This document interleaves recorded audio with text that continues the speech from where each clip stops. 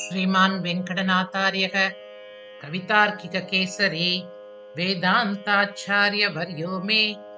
सन्निधत्तां सदा हृदि।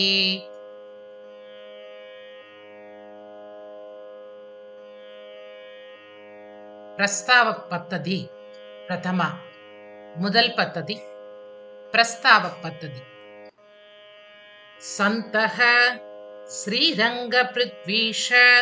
चरणत्राण शेखराः जयन्ती भुवनत्राण पदपङ्कजरे नवः।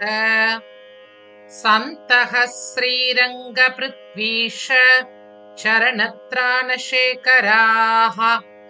जयन्ती भुवनत्राण पदपङ्कजरे नवः। भरताय परं नमोस्तु तस्मै प्रथमोदाहरणाय भक्तिभाजां यदुपज्ञम् अशेषत पृथिव्यां प्रतितो राघव पादुका प्रभावः। भरताय परं नमोस्तु तस्मै प्रथमोदाहरणाय भक्तिभाजां यदुपज्ञम् अशेषत पृथिव्यां प्रतितो राघव पादुका प्रभावः। वर्णस्तोमैर् वकुलसुमनो वासनाम् उद्वहन्तीम् आम्नायानां प्रकृतिम् अपरां संहितां दृष्टवन्तं पादे नित्य प्रणिहितधियं पादुके रङ्गभर्तुः त्वन्नामानं मुनिमिह भजे त्वामहं स्तोतुकामः। वर्णस्तोमैर्वकुलसुमनो वासनाम् उद्वहन्तीम् आम्नायानां प्रकृतिम् अपरां संहितां दृष्टवन्तं पादे नित्य प्रणिहितधियं पादुके रङ्गभर्तुः त्वन्नामानं मुनिमिह भजे त्वामहं स्तोतुकामः। दिव्यस्थानात् त्वमिव जगतीं पादुके गाहमाना पादन्यासं प्रथमम् अनघा भरति यत्र चक्रे योगक्षेमं सकल जगतां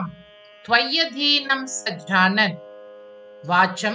दिव्यां दिशतु वसुधा श्रोत्र जन्म मुनिर्मे। दिव्यस्थानात् त्वमिव जगतीं पादुके गाहमाना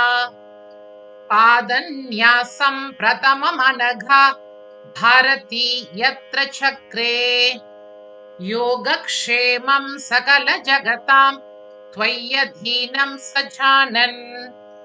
वाचं दिव्यां दिशतु वसुधा श्रोत्र जन्मा मुनिर्मे। नीचेबि हन्त मम मूर्धनि निर्विशेषं तुङ्गेबि यन्निविशते निगमोत्तमाङ्गे प्राचेदस प्रकृतिभिर्प्रथमोपगीतं स्तोष्यामि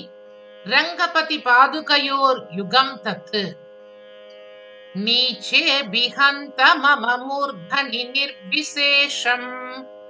तुङ्गेऽपि यन्निविशते निगमोत्तमाङ्गे प्राचेदस प्रकृतिभिर्प्रथमोपगीतं स्तोष्यामि रङ्गपतिपादुकयोर्युगं तत्। दत्ते मुकुन्दमणिपादुकयोर्निवेशात् वल्मीक सम्भवगिरा समतां ममोक्तिः गंगा प्रवाह पतितस्य कियानिव स्यात् रत्योदकस्य यमुना सलिलात् विशेषः। भक्ते मुकुन्दमणिपादुकयोर्निवेशात् वल्मीक सम्भवगिरा समतां ममोक्तिः गंगा प्रवाह पतितस्य कियानिव स्यात् रत्योदकस्य यमुना सलिलात् विशेषः। विज्ञापयामि किमपि प्रतिपन्न भीतिः प्रागेव रंगपति विभ्रम पादुके त्वां व्यङ्क्तुं क्षमा सदसदी विगदाभ्यसूयाः सन्तः स्पृशन्तु शदयैर् हृदयैः स्तुतिं ते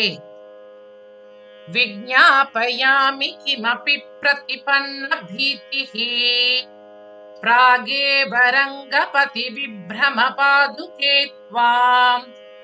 व्यङ्क्तुं क्षमा सदसती विगदाभ्यसूयाः सन्तः स्पृशन्तु सदयैर्हृदयैः स्तुतिं ते अश्रद्धधानम् अपिनन् वधुना स्वकीये स्तोत्रे नियोजयसि मां मणिपादुके त्वं देव प्रमाणमिह रङ्गपतिस्तथा त्वे तस्यैव देवी पदपङ्कजयो यथा त्वम् अश्रद्धधानमपिनन् वधुना स्वकीये स्तोत्रे नियोजयसि मां मणिपादुके त्वम् देव प्रमाणमिह रङ्गपतिस्तथा त्वे तस्यैव देवी पदपङ्कजयोर्यथा त्वम् यदा धारं विश्वं गतिरपि च यस्तस्य परमा तमप्येका दत्से दिशसि च गतिं तस्य रुचिरां कथं सा कंसारे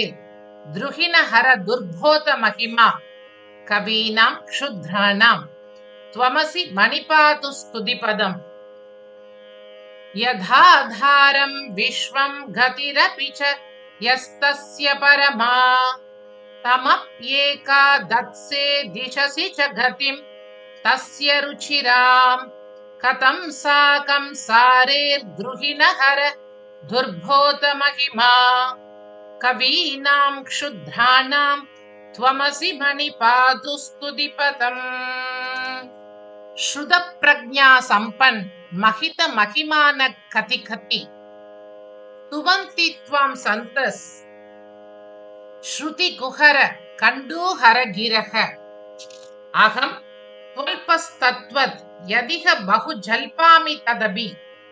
त्वधा यत्तं रङ्गक्षितिरमण पादावनि विदुः श्रुतप्रज्ञा सम्पन् महित महिमान कति कति स्तुवन्ति त्वां सन्तः श्रुतिकुहर कण्डूहर गिरः अहं त्वल्पस्तत्त्वत् यदिह बहु जल्पामि तदपि त्वधा यत्तं रङ्गक्षितिरमण पादावनि विदुः यदेष स्तौमि त्वां त्रियुगचरणत्रायिनि ततः महिम्न का हानिस्तव मम तु सम्पन्निरवधिः शुनालीडा कामं भवतु सुरसिन्धुर्भगवती तदेषा किं भूता स तु सपदि सन्तापरहितः यदेष स्तौमि त्वां त्रियुगचरणत्रायिनि ततः महिम्न का हानिस्तव मम तु सम्पन्निरवधिः शुनालीडा कामं भवतु सुरसिन्धुर्भगवती तदेषा किं भूता स तु सपदि सन्तापरहितः मितप्रेक्षा लाभ क्षणपरिणमत् पञ्चशपथा मदुक्तिस्त्वय्येषा महित कवि संरम्भ विषये न कस्येयं हास्या हरिचरण धात्री क्षितितले मुहुर्वाद्या धूते मुखपवन विस्फूर्जितमिव मितप्रेक्षा लाभ क्षणपरिणमत् पञ्चशपथा मदुक्तिस्त्वय्येषा महित कवि संरम्भ विषये न कस्येयं हास्या हरिचरण धात्री क्षितितले मुहुर्वाद्या धूते मुखपवन विस्फूर्जितमिव निस्सन्देह निजापकर्ष विषयोत्कर्षोऽपि हर्षोदय प्रत्युड क्रम भक्ति वैभव भवत् वैयात्य वाचालितः रंगाधीश पदत्र वर्णन कृतारंभैर्निगुंभैर्गिरां नर्मास्वादिषु वेङ्कटेश्वर कविर्नासीरम् आसीदति निस्सन्देह निजापकर्ष विषयोत्कर्षोऽपि हर्षोदय प्रत्यूढक्रमभक्तिवैभव भवद्वैयात्यवाचालितः रङ्गाधीशपदत्रवर्णन कृतारम्भैर्निकुम्भैर्गिराम् नर्मास्वादिषु वेङ्कटेश्वर कवि नासीरम् आसीदति रङ्गक्ष्मापति रत्नपातु भवतीं तुष्टुशतो मे जवात् जृम्भन्तां भवतीय सिञ्जित सुधा सन्दोह सन्देहताः श्लाघ घूर्णित चन्द्रशेखर जटा जङ्गाल गङ्गापयः त्रासादेश विशृङ्गल प्रसरणोत्सिक्ताः स्वयं सुप्तयः रङ्गक्ष्मापतिरत्नपादु भवतीं तुष्टुशतो मे जवात् जृम्भन्तां भवदीय सिञ्जित सुधा सन्दोह सन्देहदाः श्लाघा घूर्णित चन्द्रशेखर जटा जङ्गाल गङ्गापयः त्रासादेश विशृङ्गल प्रसरणोत्सिक्ता स्वयं सुप्तयः हिमवन्नलसेतु मध्यभाजां वरदाभ्यर्चित पादुकावतंसः अत बोधन धर्मतः कवीनाम् अखिलेष्वस्मि मनोरथेष्वबाह्यः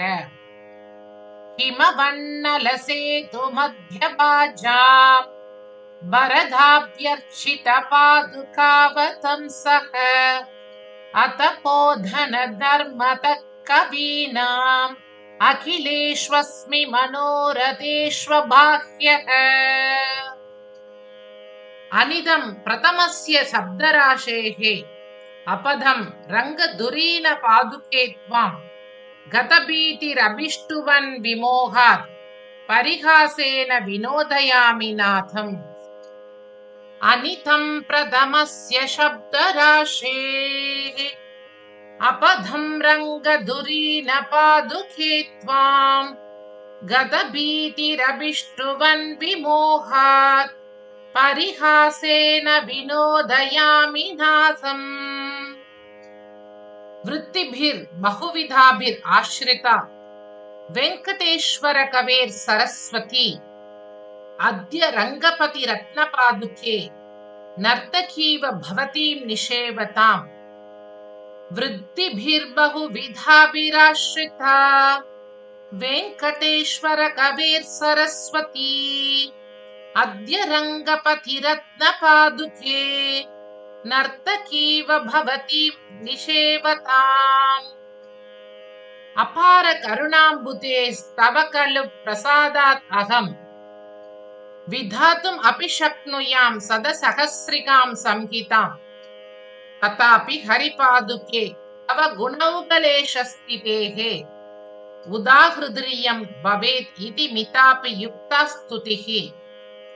अपार करुणाम्बुते स्तव खलु प्रसादात् अहम् विधातुमपि शक्नुयां शतसहस्रिकां संहिताम् तथापि हरिपादुके तव गुणौकलेशस्थितेः उदाहृदीयं भवेत् इति मितापि युक्ता स्तुतिः अनुकृत निजनाधां शुक्तिम् आपादयन्ति मनसि वचसि च त्वं सावधाना मम स्याः निशमयति यथासौ निद्रया दूरमुक्तः परिषति सह लक्ष्म्या पादुके रङ्गनाथः अनुकृत निजनाधां शुक्तिम् आपादयन्ति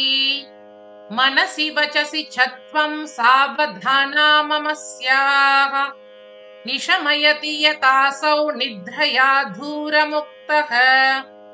परिषति सह लक्ष्म्या पादुके रङ्गनाथः त्वयि विहिता स्तुतिरेषा पदरक्षिणि भवति रङ्गनाथपदे तदुपरि कृता सपर्या नमतामिव नाकिनां शिरसि त्वयि विहिता स्तुतिरेषा पदरक्षिणि भवति रङ्गनाथपदे तदुपरि कृता सपर्या नमतामिव नाकिनां शिरसि त्वयि विहिता स्तुतिरेषा पदरक्षिणि भवति रङ्गनाथपदे तदुपरि कृता सपर्या नमताम् इव नाकिनां शिरसि इति श्रीपादुकासहस्रे प्रस्तावपद्धति प्रथमा। कवितार्किकसिंहाय कल्याणगुणशालिने